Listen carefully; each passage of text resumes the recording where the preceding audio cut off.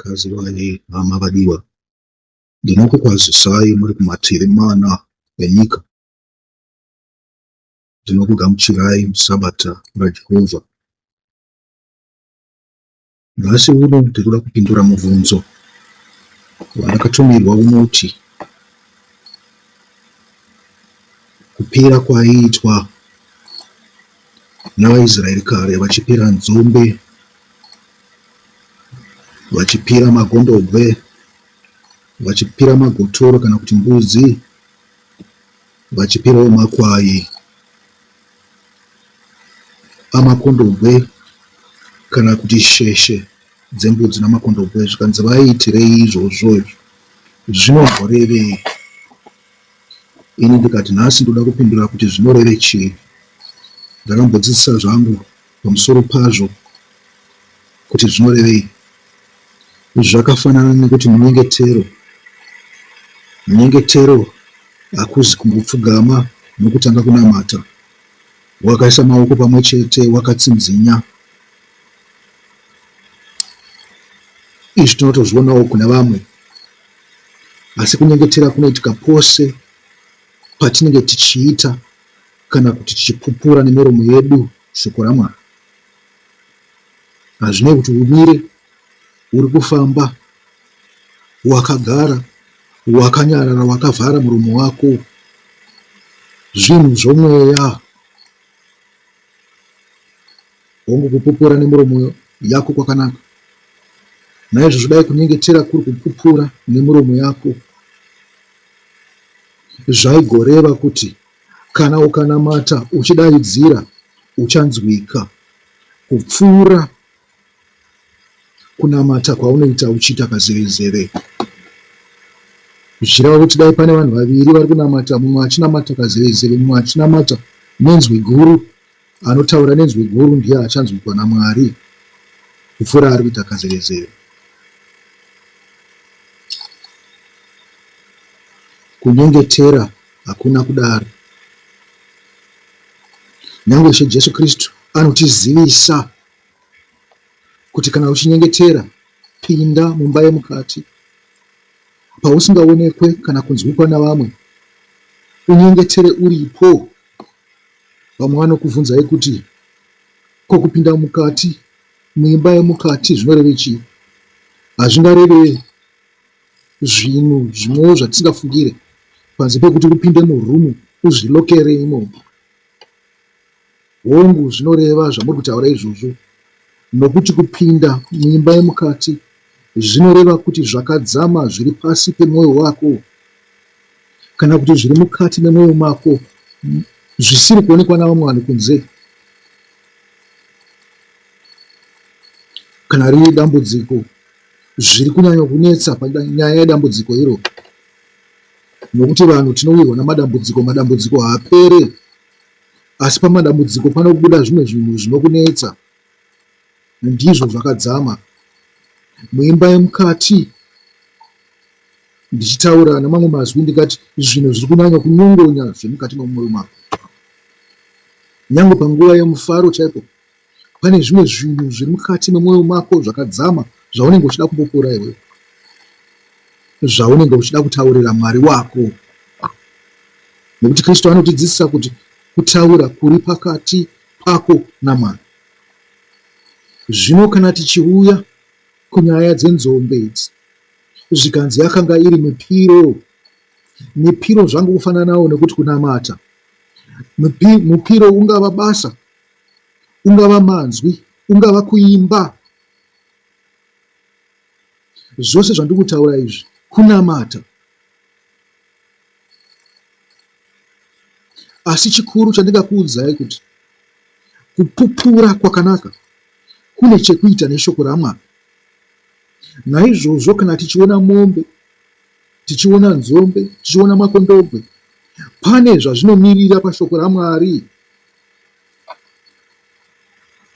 Ndisingade kupinda pakadzama nekutaura nhoroondo yezvinhu izvi, ndingati inini nzombe inomirira mitemo,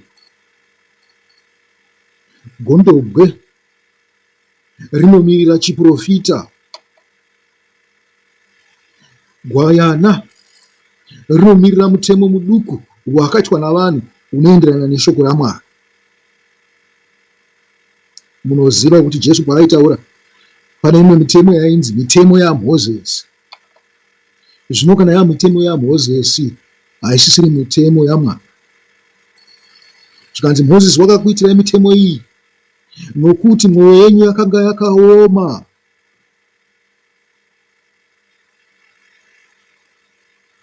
Asi kuna Mwari ndokunowanikwa mitemo iri perfect.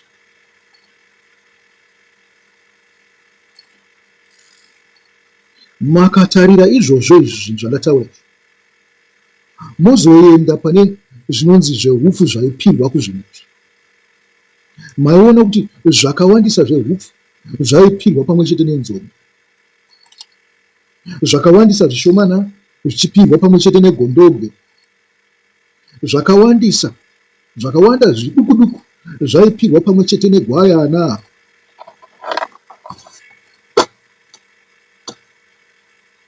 Izvi zviri kuenderana nezvinhu pamweya. Makaendawo kune chinodururwa, munonzwa zvichinzi chinodururwa chiduku duku chaenderanawo negwayana. Chinodururwa chakati kurei chinoenderanawo negondobwe. Chinodururwa chakakurisisa chinoenderanawo nenzombe. Kuti gondobwe zvinoreva mutungamiri, ndokuti gotorawo rabhezero. Asi kana riri gotora duku raitaurwa muBhaibheri, ndo rinenge riri negore rimwe chete. Zvikanzi kana rapfudza ipapo rabhezero, raakuzvionera, indodha iyazibonela. Kana gwayana rapfure zero, rava gondobwe, rava kuzvionera, rasvika pazero. Zvikanzi kana gwayana rapfure gore.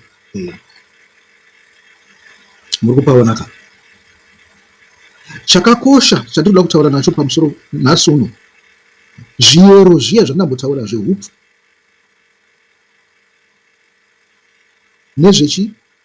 nechinodururwa. Zviyero izvi zvakakosha. Mwari chaari kuedza kutiudza apa ndechekutiudza kuti rerekerai kuzvinhu zvipi. Chamunofanirwa kunyanyoita kana kupupura kana kunamata pamusoro pazvo zvinofanirwa kunge zvakarerekera kumirayiro yaMwari. Ndokuti nzombe. Zvikanzi hongu, zvinhu zvamunonamata, zvamunopupura nemiromo yenyu muchinamata, zvinokwanisa kunge zvakarerekerawo kumakondobwe. Ndokukosha kwazvo.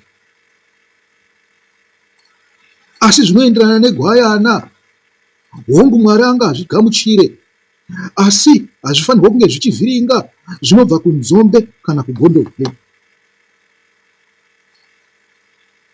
Zviri kureve chii? Kuti dzimwe nguva mukururama kwedu, zvichienderana nekunzwisisa kwedu, Mwari angatigamuchire setakarurama kana tichitevedza mutemo wataisirwa navanhu. Asi mutemo iwowo kana tiri vanhu vane zivo, haufanirwa kunge kuchikanganisa chiprofita kana kukanganisa murayiro waMwari. Zvikuru sei murayiro waMwari, nekuti ndiwo wakakosha. Imi munoda kuti inzwi raMwari handi? Inzwi raMwari rose iroro, kubva panzombe, pagondobwe, pagwayana. Jesu wakava gwayana rakazvininipisa zvikuru. Wakauya ari muduku, kwete segondobwe kana senzombe. Asi tinoziva zvedu isusu kuti Jesu waizivisisa murayiro.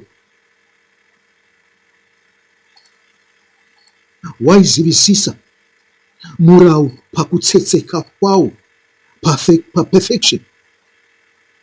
Wainzwisisa chiprofita nekuti wakanga uri muprofita pachake.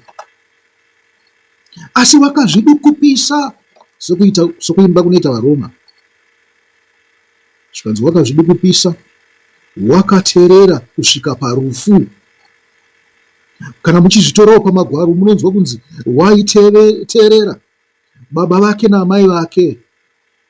Kana muchirangarira nguva iye yaakasara ari Jerusarema, ari kutemberi achikurukura navaprista, amai vake nababa vake vakadzokera kunomutsvaga, vakamuwana, vakamubvunza kuti wakaitireiko zvinhu zvakadai izvi. Zvikanzi hamuzive here kuti ndinofanirwa kunge ndiri mumba yababa vangu?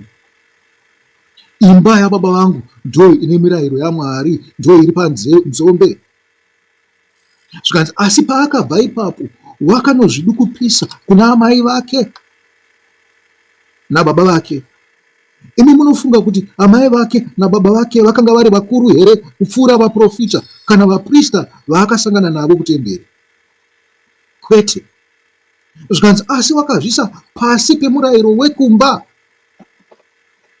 Kana ndichiti kuzvisa pasi pemurayiro wekumba, handisi kureva zvinoitwa namadzibaba enyu namadzimai enyu vachiita neuroyi hwavo vakabva pana Mwari. Chamunofanirwa kunzwisisa ndechekuti Mariya amai vake nababa vake vakanga vari pana Mwari, vakanga vari chii? VaIsraeri.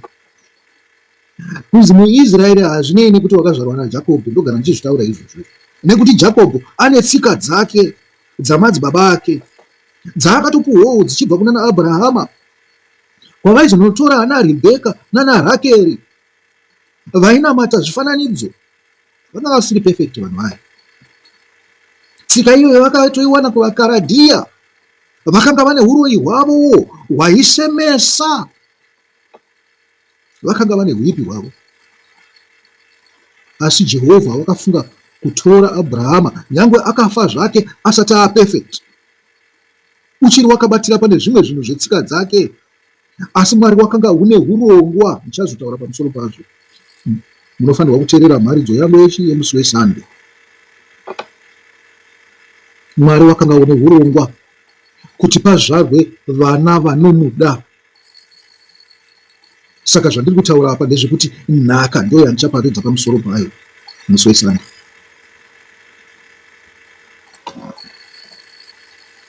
Makanzwawo muKristu achinzi ndini mupiro wehupfu, ndini chingwa cheupenyu, ndini nzira, ndini zvokwadi.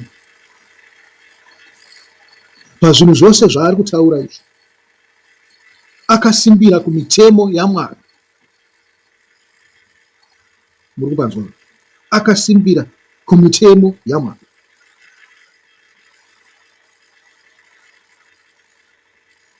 Mutemo ndicho chinhu chikuru. Chiprofita chakanaka, asi ngachiregedze kuvhiringa mitemo. Isu takagara tiri pamutemo yaMwari, chiprofita chinoitawo chishoma. Chiprofita chingangozova chezvinhu zvinenge zvichiuya zviri mberi, kwete zviya zvaiudzwa vaIsraeri zvichinzi dzokerai, dzokerai, dzokerai, chakati chichazoitika kwamuri. Mwari anogara akatichengetedza nyangwe nekumberi kwatiri kuendawo. Hondo hadzingauye nenzira dzedu, dzinotinyenyeredza. Munondo haungauye nenzira yedu, unotinyenyeredza. Hakuzi kuti hapana nguva yekuedzwa, nguva yekuedzwa iripo, asi nguva yokuedzwa inouya usati wava muIsraeri akakwana. Hongu Satani aripo kuti atiedze, nekuti panguva dzose anenge achifunga kuti pane chimwe chinhu chataita zvichida tabva pana Mwari. Ngatirambei takasimbira pamirayiro yaMwari, ngatirambei takasimbira pamitemo yaMwari. Ndichipedzisa ndinoti rerekerai kumitemo yaMwari zvakanyanya. Ndosaka paine mipiro yehupfu kana kuti yezviyo, uyezve paine mipiro yechinodururwa inotaura mameasurements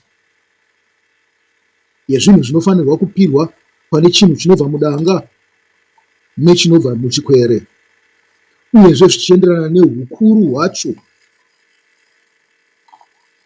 Kristu ndiye zvakatsvetseka zvehupfu.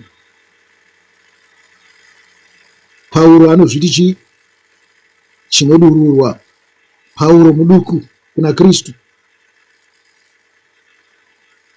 asi vose ava vanofanirwa kunge vachitevera mirayiro yaMwari, havafanirwe kuirasha.